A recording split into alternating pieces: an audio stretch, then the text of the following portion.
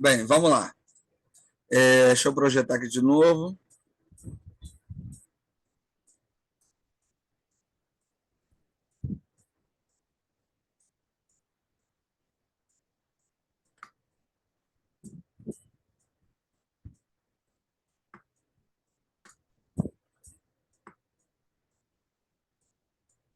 Estão vendo aí o slide aí? Está dando para ver? Sim. Sim. Então vamos lá, né? Vamos seguir aqui. Por que, gente, é importante a gente saber desses dados, dessas informações? Primeiro que faz parte do conteúdo, né? Quando estudamos o Pentateuco, é importante estudar as teorias. E hoje, mais do que nunca, né, com o avanço das redes sociais, dos meios de comunicação, a gente tem acesso a muito mais pesquisas, né, sobre a Bíblia. Então é legal a gente estar sabendo disso. Apesar da maioria das pessoas ainda achar que Moisés escreveu os 5 livros, ignorar os gêneros literários, né, usar a alegoria para pregar sobre o Antigo Testamento, a gente está fazendo teologia, precisa conhecer isso. Lembrando que você não é obrigado a concordar, né? A gente tem aí, eu sempre mando um vídeo de uma visão, às vezes, mais conservadora, né? Mais tradicional, aí mando um material, de repente, mais crítico. Na minha aula, eu sempre apresento uma abordagem mais crítica, aí depois apresento uma abordagem mais tradicional, para a gente ver todas as perspectivas de leitura do texto, né? Isso também é importante, a gente saber dialogar, inclusive, com leituras que são diferentes da nossa, né? Isso para a gente é fundamental, porque isso faz parte, né, do trabalho teológico, né, do trabalho aí de pesquisa do estudante da Bíblia, tá certo? Então vamos lá, vamos caminhar aí para o final. Na realidade, o Pentateuco é um único livro que, para facilitar seu manuseio, foi dividido em 5 partes ou livros. Não sabemos exatamente quem fez e quando foi feita essa divisão. Porém, deve ser anterior ao século III a.C., pois foi adotada no momento da tradução do texto hebraico para o grego, ou seja, a Septuaginta, a Bíblia de 70. Essa divisão em 5 livros ou rolos tinha como objetivo facilitar o manuseio, pois todo o texto formava um único rolo de difícil manuseio.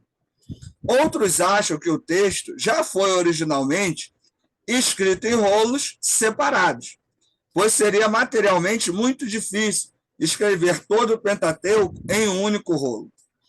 Calcula-se que esse rolo teria mais ou menos 33 metros de comprimento, né? Imagina manusear um negócio desse tamanho, né? Não seria impossível, pois o rolo contendo as obras de Homero, né, Ilíada e Odisseia, mede aproximadamente 50 metros, né? Homero aí foi o grande escritor aí, né, da questão grega, né, a mitologia grega, muito da cultura grega é baseada aí no que Homero escreveu, né? Então é uma boa referência aí. Tendo como base o texto do profeta Isaías encontrado na primeira gruta de Qumran, que mede 7,35 metros, julga-se que cada livro do Pentateuco deveria medir de 6 a 7 metros. Os 5 livros do Pentateuco têm tamanhos diferentes.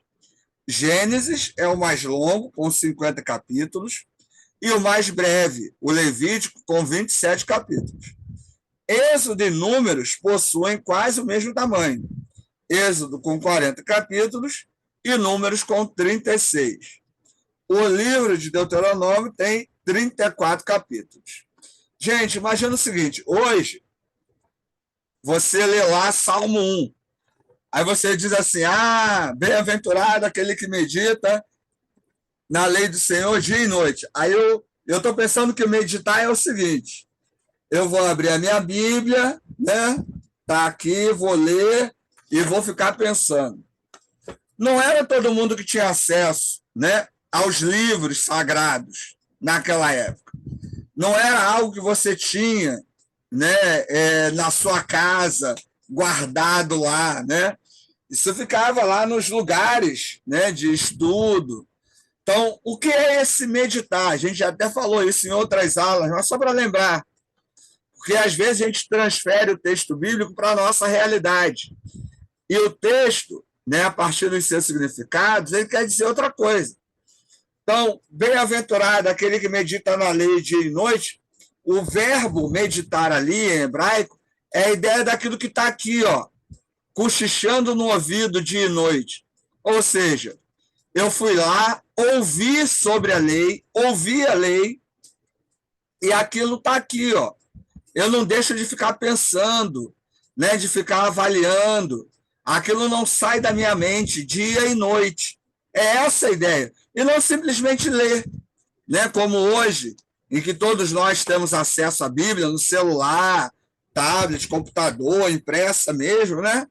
Mas, antigamente, né, nesse período, não era todo mundo que tinha acesso. Então, o meditar tem a ver com isso. Né? Você foi lá, ouviu, guardou aquelas palavras, e aquilo não sai da sua mente, aquilo guia o seu dia a dia. Né? É muito mais do que ler, né? Porque nem todo mundo tinha acesso a essa leitura. Tá certo? Então, é só para a gente entender um pouco, né? Que como é que cada um ia ter um rolo da lei em casa. Imagina isso. Né? Isso não funcionava dessa maneira. Né? Vamos lá, né? Aí agora uma breve introdução sobre o livro de Gênesis e depois a gente vai trabalhar cada um dos livros aí do Pentateuco, né? O livro de Gênesis começa com a criação do mundo e termina com a morte dos patriarcas, Jacó e José. A morte de José conclui a época patriarcal, ou seja, a história da família dos antepassados de Israel. Depois disso, Israel não será mais um clã, mas um povo. Antes de morrer, José anuncia a volta de seus irmãos para a terra prometida. Depois, José disse aos irmãos: eu vou morrer, mas Deus intervirá.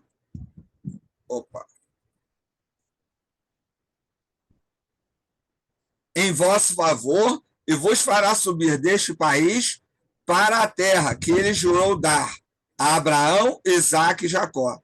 Esse retorno para a terra prometida é narrado no livro de Êxodo. Uma coisa interessante para a gente pensar, Israel hoje, né, para poder alegar que ele é dono da terra onde ele está lá, né, ele usa a Bíblia, o que é bem legal, né? Porque a Bíblia não é um livro de arqueologia, não é um livro de história, é um livro de fé. E aí, Israel, para muita coisa que tenta provar politicamente, ainda hoje quer usar a Bíblia como base, o que gera muita dificuldade, né? Porque muita gente não acredita na Bíblia como livro histórico, ou seja, que narra eventos que aconteceram exatamente daquela maneira. E aí, por isso, a gente tem essa confusão. No meio cristão, esse problema também acontece, né? Porque a maioria das pessoas olha para a Bíblia como um livro histórico, como um livro de arqueologia, e não é. Né? A gente precisa sempre lembrar que a Bíblia ela é um livro de fé, ela não é um livro de história. Até os textos sobre Jesus, né? Mostrei para vocês uns livros que eu comprei na Bienal, eu comprei um outro aqui também, que é esse aqui, ó, Jesus de Nazaré, suas palavras e as nossas. É sobre a pesquisa do Jesus histórico. Até no Novo Testamento a gente tem essas dificuldades, né? Nós temos o Jesus da fé, que é apresentado nos evangelhos, mas e o Jesus da história? Né? E o homem mesmo? Jesus namorou, foi uma criança levada, foi obediente. Quando ele foi adolescente, como é que ele era lá com a família, com os colegas, né? Na juventude? Como é que era a vida de Jesus, o dia a dia dele? A gente não sabe. Jesus casou, não casou, né? Porque se Jesus casou ou não, para a gente não é problema aí para os católicos, mas para a gente não. Mas a gente não tem isso nos evangelhos. Por quê? Porque os evangelhos apresentam o Jesus da fé, não o Jesus histórico. Então, essa busca, né, pela historicidade, ela está presente em toda a Bíblia. Né? Então, o nosso trabalho é estudar para entender o que é uma narrativa de fé e o que é ou não história. E o que não é história, como entender isso à luz da fé, sem alienar e manipular. Esse é o grande desafio, né? Então, por isso é importante esses dados, essas informações. Para terminar, vamos ver aí um breve resumo também de Êxodo, né? A gente vai ver mais aprofundado isso depois. Quer falar, André? Na verdade, o professor André, né, ele está abordando um livro, né, que fala bem sobre essa questão da historiografia, arqueologia, que muitos dados não se confirmam, né, arqueológica e historicamente. Então, Isso. tem que ser tratado como realmente um livro, né, de fé. O livro é A História de Israel, né, que O Francisco está mostrando ali. Ele mesmo, eu comprei também. Então, Aí, é mais isso ou menos aí. agradecemos. Esse é o problema. Aí alguns de vocês podem perguntar assim: pô, Ricardo, eu vou fazer o que com isso na igreja? Cara, isso nos ajuda a saber o que pregar e o que não pregar. Por exemplo, né, a gente falou de promessa. Você vai na igreja, vai ficar pregando de promessa do Antigo Testamento? Não é esse o foco. Agora, assim, eu vou ser bem sincero, né? Eu dou aula há 20 anos, né? Sou pastor há mais ou menos esse tempo aí também. E, né, a história da igreja demonstra que as pessoas não estão interessadas em saber a verdade, né? A igreja não é o lugar de libertação ideológica, né? As pessoas querem que você pregue, né? Que você oprima, as pessoas querem ter certezas. Então, você falar essas coisas, realmente as pessoas não estão interessadas.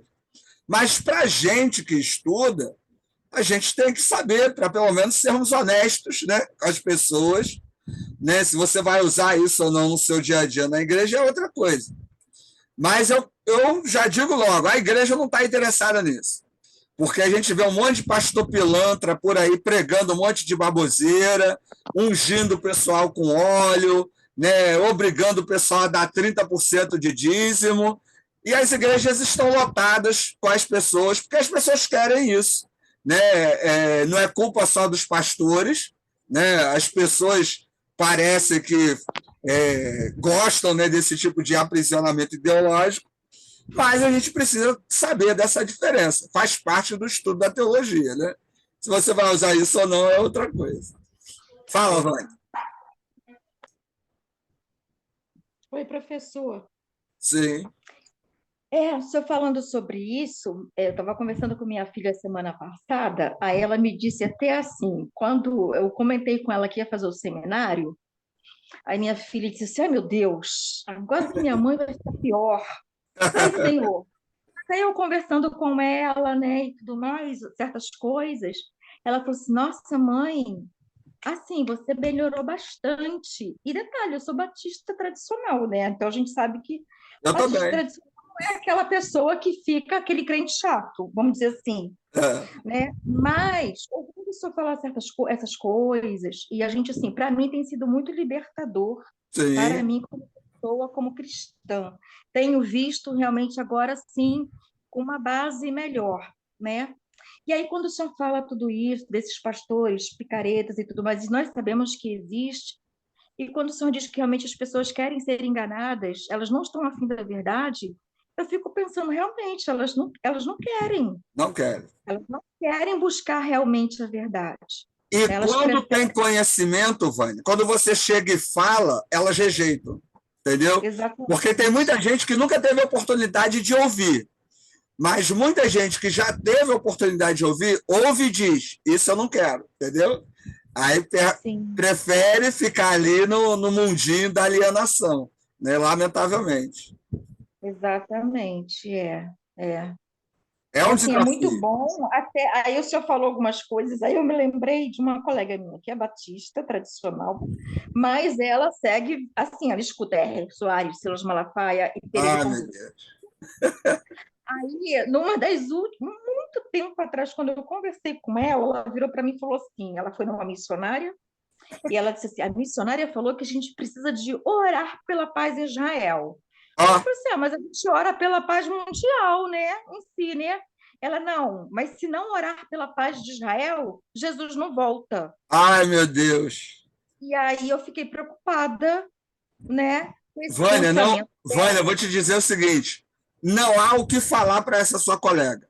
Qualquer coisa que você fale para ela, ela vai rejeitar. Ela vai ficar, inclusive, chateada com você.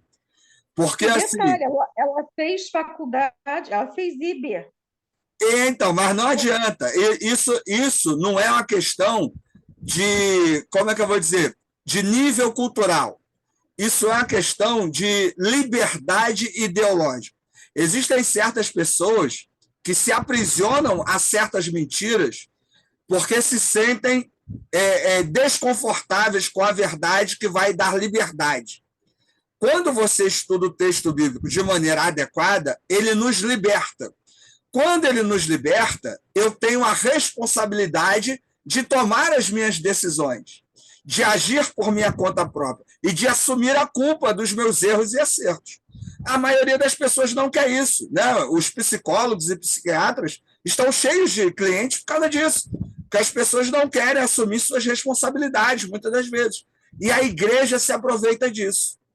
Então, lamentavelmente, você vai ver gente com estudo, com faculdade, com pós-graduação, com doutorado, com pós-doutorado, mas que se mantém nesse processo de alienação, porque é muito mais confortável viver sob a tutela da religião do que sobre a liberdade da mensagem bíblica. Porque, se você ler a Bíblia de Gênesis a Apocalipse, ela é extremamente libertadora, mas as pessoas preferem ficar aprisionadas pela religião. A religião aprisiona, o texto bíblico liberta. Só que encaixar isso dentro da igreja é um processo muito difícil, né? Eu digo isso que eu sou pastor há mais de 20 anos, e há mais de 20 anos eu vejo as igrejas onde eu passei, a que eu estou hoje também, as pessoas não querem ser libertas. Elas gostam de ser cobradas, oprimidas, e é triste ver isso, porque você não consegue realmente ensinar o texto bíblico, né? Porque as pessoas rejeitam, não querem, né? Não aceitam. É triste, é triste. Esse teu Sim, caso aí é muito comum, lamentavelmente. é muito triste mesmo. É, Obrigada, professor. nada. Alguém tinha levantado a mão aí? Mas alguém tinha levantado aí? Não. Carlos? Não, não. Não? Acho que não, era a Vânia que estava com a mão levantada mesmo. Então beleza. Então vamos lá, para a gente terminar aí, o livro de Êxodo começa com um resumo da história de Josué, que faz a ponte entre a história dos patriarcas e a história do povo de Israel. A seguir, o autor faz uma observação importante. Surgiu um novo rei no Egito, que não tinha conhecido José. Essa observação anuncia um novo período da história de Israel. O livro conclui com a descrição do momento em que Javé tomou posse da tenda da reunião. Então a nuvem envolveu a tenda da reunião e a glória do Senhor tomou conta da morada. Moisés não podia entrar na tenda da reunião, porque sobre ela repousava a nuvem, e a glória do Senhor ocupava a morada. A partir de então, Javé passa a habitar no meio de seu povo, e o conduzirá à terra prometida, a Abraão e a sua descendência. Vamos ficar aqui, porque depois tem a continuação dos outros, mas a gente vai trabalhar mais Gênesis e Êxodo para continuar esses outros livros. Essa parte, eu estava falando de liberdade, o livro de Êxodo, então, gente, ele é extremamente libertador, né? A mensagem, uma das grandes mensagens do livro de Êxodo é a libertação, né? E é engraçado como que as pessoas usam isso para aprisionar, né, ideologicamente, espiritualmente, politicamente as pessoas. E a gente tem que tomar muito cuidado, né, com a forma como lemos, principalmente o Antigo Testamento, para não deixarmos com que o costume e a doutrina fale mais alto que o texto bíblico. Esse é o nosso grande desafio. Quem vai ser pastor aí, quando estiver à frente de uma igreja, seu desafio sempre vai ser: eu vou pregar a Bíblia, eu vou pregar o costume, ou vou pregar a doutrina. A maioria prefere a doutrina e o costume, né? E isso gera o que a gente tem visto até hoje. Não acho que isso vá mudar, porque se mudar, né, a igreja muda, né, de estrutura, de forma, né? Realmente acontece a revolução. Não vejo, pelo menos na minha geração, isso mudar, né? Mas é o desafio, pelo menos individual, né? Para quem dá aula na IBD, para quem vai, né, trabalhar aí no Ministério de Educação, né? Qualquer coisa que você vai lidar com o Antigo Testamento é sempre o desafio, né? De que maneira abordar esses textos. Então, gostaria de lembrar, o Antigo Testamento e o Novo Testamento são livros de fé, não são livros, né, de história ou arqueologia. Então, cabe a nós estudar da melhor maneira possível para apreender a mensagem e repassar essa mensagem, que nem sempre agrada a maioria, e nunca vai agradar a maioria. Mas eu acho que é o desafio que a gente precisa saber enfrentar, né? Então é isso, gente. Por hoje é só aí, em termos de conteúdo. Alguém quer fazer alguma pergunta? Quer falar alguma coisa?